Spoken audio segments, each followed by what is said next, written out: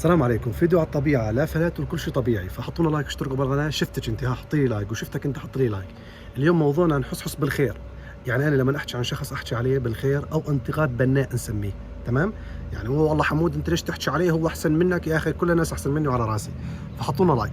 اليوم موضوعنا انه حس خاصة حاليا على التواصل الاجتماعي والسوشيال ميديا وتطبيق تيك توك. طالع ترند مع بنت اسمها ندى المصرية، اللي كانت علاقتهم علاقة صداقة بالبداية وطلع من الترند قبل، لكن بعد ما صار ترند هو وندى المصريه وراح لعندها وجت لعنده وسافرهم، صار بيناتهم سفر مثل ما يقولون خبز وملح، تمام؟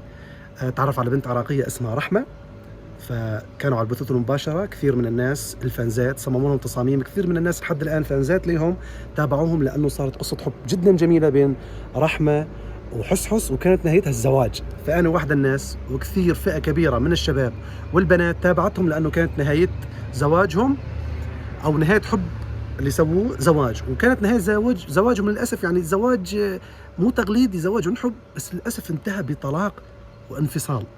يعني رجعوا مكرروا الصوره اللي وصلوها ضحوا ميكس للاسف، انه يخلون فئه كبيره من الشعب تتابعهم، كثير من الناس عواطفها، كثير من الناس تتعاطف معهم انه واو هذا قصه حب لازم ندعمهم، واو راح ينجحون، واو جميلين، وعن جد كانوا جميلين، لكن للاسف يفاجئون ويصدمون كل الناس انه نهايتهم تكون طلاق. فهم وصلوا رساله لي وكثير من الناس وخاصه الجيل الجديد، الجيل الطالع، انه حب البعد او حب السوشيال ميديا، تمام، هو حب فاشل. واي اثنين يشوفوهم مع بعض على السوشيال ميديا يعرفوا انه نهايتهم طلاق للاسف، مع انه بفئه كبيره من البنات ومن الشباب ناس محتواهم حلو وجميل وحبوا بعض عن طريق السوشيال ميديا، وكانت نهايتهم لحد الان مع بعض وخلفوا اولاد.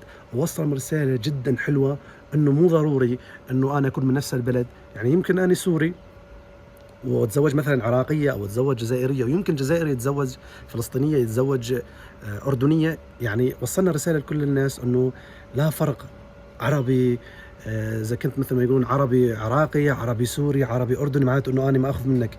هاي اللي نحن حبينا انه نوصلها رساله من طريق السوشيال ميديا. لكن للاسف هذول الناس اللي هو حسحس ولا ميكس ولا غيره وغيراته وصلوا فكره انه يلا حبينا بنت، طلعنا ترند، خذينا اللي بدنا اياه، كسبنا مصاري، الله معاها اللي بعدها.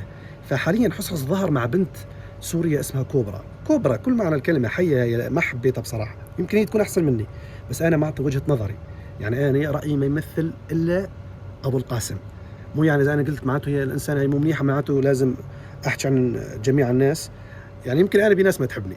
فالمهم يا جماعه، مقصدي مع المنظر هذا الطبيعه انه حسحس للاسف استقل شهرته الجميله اللي الناس حبته بالبدايه بعفويته بكلامه العفوي.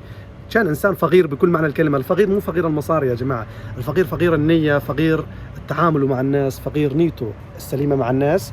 لكن انتهت هاي القصه انه من بعد ندى المصريه انتقل لرحمه العراقيه، طلقها، رجع راح لكوبرا، وحاليا رجع الترند وحديث السوشيال ميديا وخاصه على تطبيق تيك توك هو وندى المصريه. اختصار الموضوع بالنسبه لندى وبالنسبه لرحمه وبالنسبه لكوبرا، رحمه انا بنت احترمها لانه لما طلعت مع حسحس كان حب وتزوجوا، بغض النظر اذا انفصلوا شو ما كانت الاسباب، بس انه هي طلعت مع شاب تزوجها. كوبرا شو؟ كوبرا انت طلعتي مع حسحس، شو؟ زوجك المستقبل بده يجي يخطبك لما يشوف فيديوهاتك مع حسحس ويشوف ضحكتك ومسكت يدك لإله، ليك مسكت ايده، واو مسكت ايده.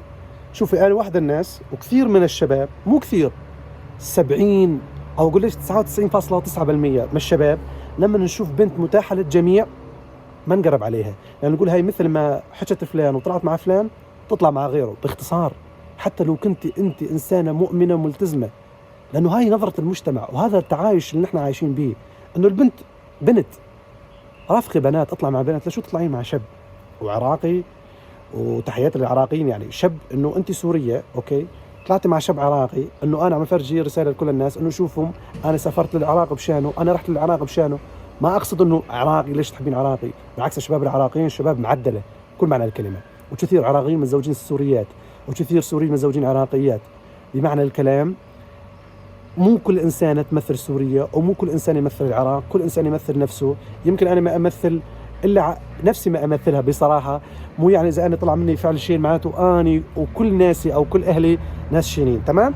ما بدي أطول عليكم من هذا الفيديو بدون مونتاج. اختصار الموضوع رحمة كانت علاقتها مع حسحس ولحد الآن عم أشوف لها فيديوهات عم تحاول إنها ما تتأثر، حتى شفت لها إنها مرتبطة جديدة ما طلعت صورة المرتبطة معاه، لأنه يمكن هي حست من غلطها إنه لازم ما أظهر قصة حبي أو زواجي على السوشيال ميديا، لأنه اكتشفت مو بس هي كثير ناس إنه حب السوشيال ميديا أو الحب اللي ينشأ وينبنى بالسوشيال ميديا نهايته دمار. تمام. فأتمنى منكم تحطونا لايك، تشتركوا بالقناة. عفوا هي صديقي، بس وطي صوت شوي صديقي يرغيكم تحية من بني خالد وبني هاشم. هذا الفيديو راح ينزل على اليوتيوب.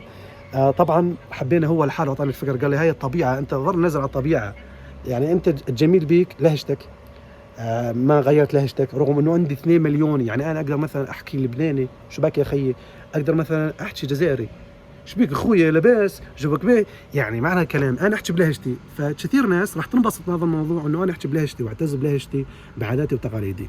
ما راح اطول عليكم اكثر من هيك. هذا المنظر الجميل اللي حوالينا. تمام. اتمنى وصلت الرساله. انا مو ضد حسحس ولا ضد اي انسان عنده علاقه مع بنت، بس انا ضد انه عم يوصلون رساله، وخاصه للجيل الجديد. يعني انا واحد الناس، تمام، اذا يوم من الايام احفادنا يعني اولادنا جم قالوا بابا حب السوشيال ميديا كله كذب، شوفوا فلان كان شو نهايته، شوفوا فلان شو كان نهايته، ما راح اقول لهم لا مو كذب، هذول ما يمثلوا لنفسهم. لانه للاسف نحن صرنا مجتمع انه الانسان اللي يقدم محتوى تافه، الانسان اللي يسوي شيء مو منيح على تطبيق التيك توك خاصة ينتشر. تمام.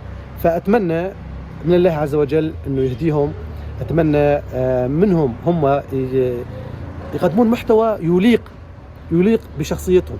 حس أنت حبيبي، أنت حاليا لازم يكون عندك أولاد وأطفال، ويمكن أنا سمعت أنه متزوج عنده أطفال. رحمة الله يجبر بقلبك، كوبرا الله يجبر بقلبك، ندى الله يجبر بقلبك. نصيحة لكم، يمكن تشوفون هالفيديو يمكن لا، مو يعني إذا أنت طلعتي مع حس شد، يعني شلون بدي أحكي شيء باللهجة العامية بدون خربطة. يعني إذا أنت شاعت أو كسبتي أوكي شهرة إنه أنا طلعت مع حس، بس أنت خسرتي سمعتك. البنت كالزجاج، خلاص بس شوهت سمعتها خلاص. يعني تلاقي البنت المنيحة، البنت المرتبة والناس تطلع عليها حكي، فما بالك انه بنت عم تطلع مع شباب. وما بين المرأة والرجل الا الشيطان.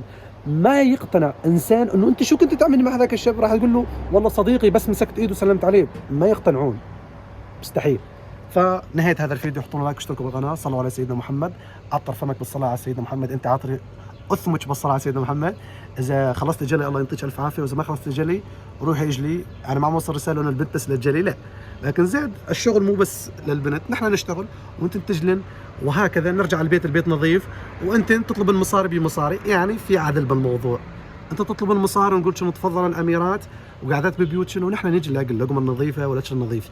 لا يغركم اشباه الرجال يقول لك المراه مو بس للطبخ. المراه لما عم تطبخ مو يعني انه هي خدامه، المراه لما عم تطبخ عم تعز زلمتها، عم تخليه يجي ياكل لقمه هنيه، عم تضب له مصرياته، عم تيجي يلاقي طبخاته. فلا تردين على الناس يقول لك الطبخ بس للنسوان، ايه بالعكس، هذا دليل انه انت انسانه معدله، والشغل بس للرجال، الشغل مو عيب. حطوا لايك اشتركوا بالقناه، فضل وليس امرا. تحياتي من بني خالد بني هاشم مره ثانيه، ولكل الراضين السلام عليكم.